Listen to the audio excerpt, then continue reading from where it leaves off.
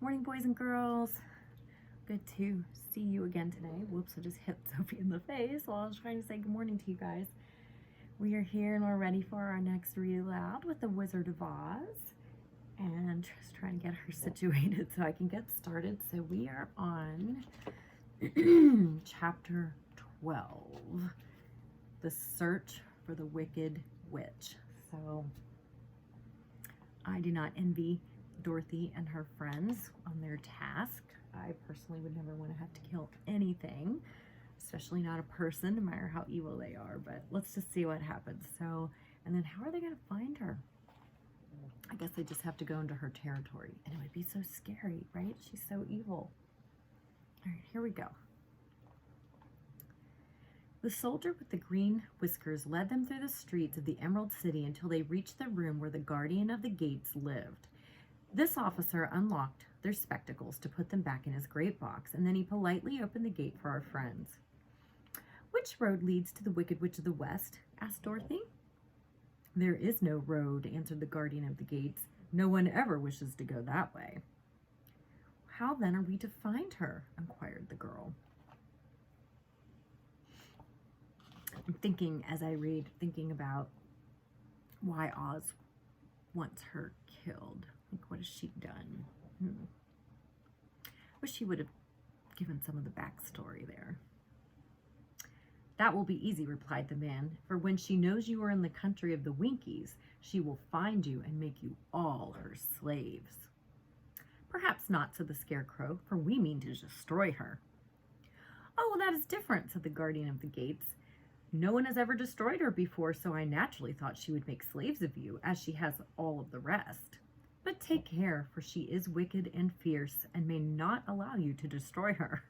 I'm sure she's going to try not to, right? "Keep to the west where the sun sets, and you cannot fail to find her."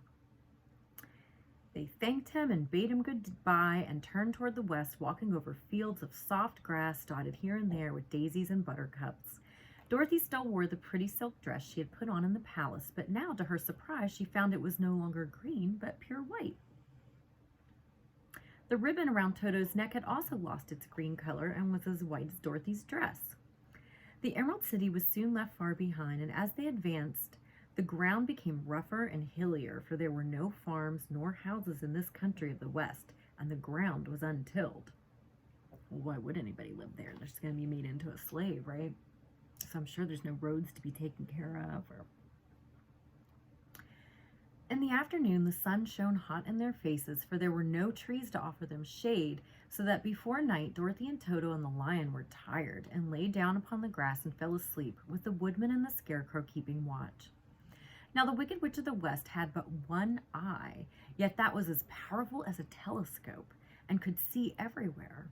So as she sat in the door of her castle, she happened to look around and saw Dorothy lying asleep with all her friends all about her. They were a long distance off, but the Wicked Witch was angry to find them in her country, so she blew upon a silver whistle that hung around her neck. At once there came running to her from all directions a pack of great wolves. They had long legs and fierce eyes and sharp teeth. "Go to those people," said the witch, "and tear them to pieces." "Are you not going to make them your slaves?" asked the leader of the wolves. "No," she answered. "One is of tin and one of straw. One is a girl and another a lion. None of them is fit to work, so you may tear them into small pieces." "Very well," said the wolf, and he dashed away at full speed, followed by the others. It was lucky the Scarecrow and the woodman were wide awake and heard the wolves coming. "This is my fight," said the woodman, "so get behind me and I will meet them as they come." He seized his axe, which he had made very sharp, and as the leader of the wolves came on to the Tin Woodman, he swung his arm and chopped the wolf's head from its body so that it immediately died. Okay, I had no idea this was going to be so violent. I apologize, you guys. As soon as he could raise his axe, another wolf came up, and he also fell under the sharp edge of the Tin Woodman's weapon. There were 40 wolves, and 40 times a wolf was killed, so that at last they all lay dead in a heap before the woodman. Then he put down his axe and sat beside the Scarecrow, who said, "It was a good fight, friend." They waited until Dorothy awoke the next morning. The little girl was quite frightened, and when she saw the great pile of shaggy wolves, but the Tin Woodman told her all. She thanked him for saving them and sat down to breakfast, after which they started again upon their journey. Now the same morning, the Wicked Witch came to the door of her castle and looked out, and with her one eye that could see afar off, she saw all her wolves lying dead, and the strangers still traveling through her country. This made her angrier than before, and she blew her silver whistle twice. Straightway a great flock of wild crows came flying toward her, enough to darken the sky, and the Wicked Witch said to the King Crow, "Fly at once to the strangers, peck out their eyes, and tear them to pieces." The wild crows flew in one great flock toward Dorothy and her companions. When the little girl saw them coming, she was afraid, but the Scarecrow said, "This is my battle, so lie down beside me and you will not be harmed." So they all lay upon the ground except the Scarecrow, and he stood up and stretched out his arms. And when the crows saw him, they were frightened, as these birds are always frightened by scarecrows, and did not dare to come any nearer. But the King Crow said, "It's only a stuffed man. I will peck his eyes out." The King Crow flew at the Scarecrow, who caught it by the head and twisted its neck until it died. I mean, I know they were trying to peck out their eyes and all, but it still makes me kind of sad. Hold on, guys. Battery's low on my phone. Hopefully I can keep going for the rest of the story. Oh, goodness. So the King Crow was killed by the Scarecrow. And then another crow flew at him, and the Scarecrow twisted its neck also. There were 40 crows, and 40 times the Scarecrow twisted a neck, until at last all were lying dead beside them. Then he called to his companions to rise, and again they went upon their journey. When the Wicked Witch looked out again and saw all her crows lying in a heap, she got into a terrible rage and blew 3 times upon her silver whistle. What is coming next? Forthwith, there was a herd of... I'm reading terribly today. Forthwith, there was heard a great buzzing in the air, and a swarm of black bees came flying toward her. "Go to the strangers and sting them to death," commanded the witch. And the bees turned and flew rapidly until they came to where Dorothy and her friends were walking. But the Woodman had seen them coming, and the Scarecrow had decided what to do. "Take out my straw and scatter it over the little girl and the dog and the lion," he said to the Woodman, "and the bees cannot sting them." This the Woodman did, and as Dorothy lay close beside the lion and held Toto in her arms, the straw covered them entirely. The bees came and found no one but the Woodman to sting, so they flew at him and broke off all their stings against the tin without hurting the Woodman at all. And as bees cannot live when their stings are broken, that was the end of the black bees, and they lay scattered thick about the Woodman like little heaps of fine coal. Then Dorothy and the lion got up, and the girl helped the Tin Woodman put the straw back into the Scarecrow again until he was as good as ever. So they started upon their journey once more. The Wicked Witch was so angry when she saw her black bees in little heaps like fine coal that she stamped her foot and tore her hair and gnashed her teeth.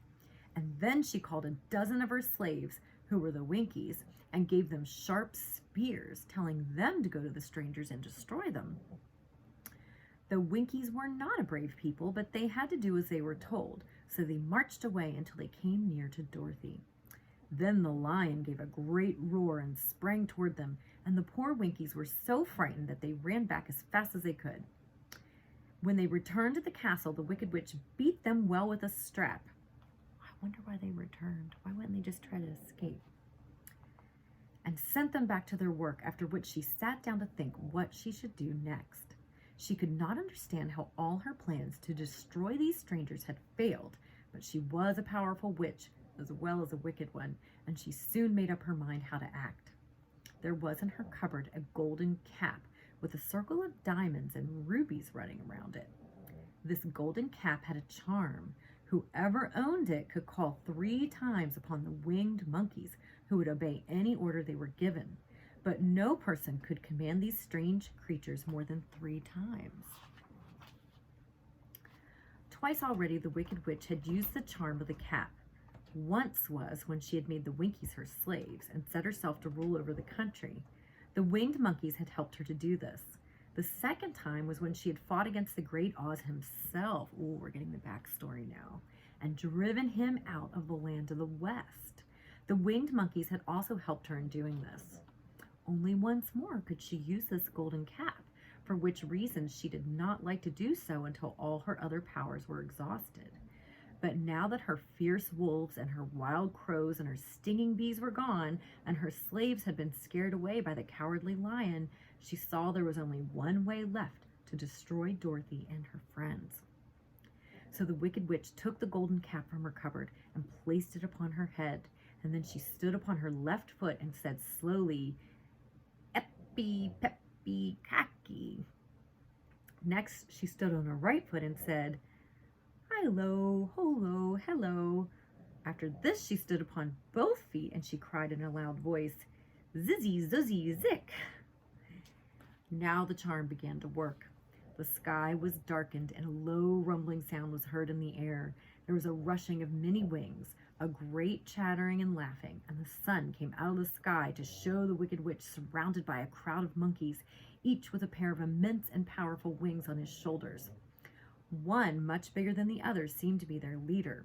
He flew close to the witch and said, "You have called us for the third and last time. What do you command?" "Go to the strangers who are within my land and destroy them all except the lion," said the Wicked Witch. "Bring that beast to me, for I have a mind to harness him like a horse and make him work." "Your commands shall be obeyed," said the leader. And then with a great deal of chattering and noise, the winged monkeys flew away to the palace where Dorothy and her friends were walking. And we are going to stop there. This is another very long chapter, so you are going to have to find out what happens next with the winged monkeys. Are they going to survive these winged monkeys? Are they going to get away? Are they going to be captured? Tune in tomorrow to find out. See you later.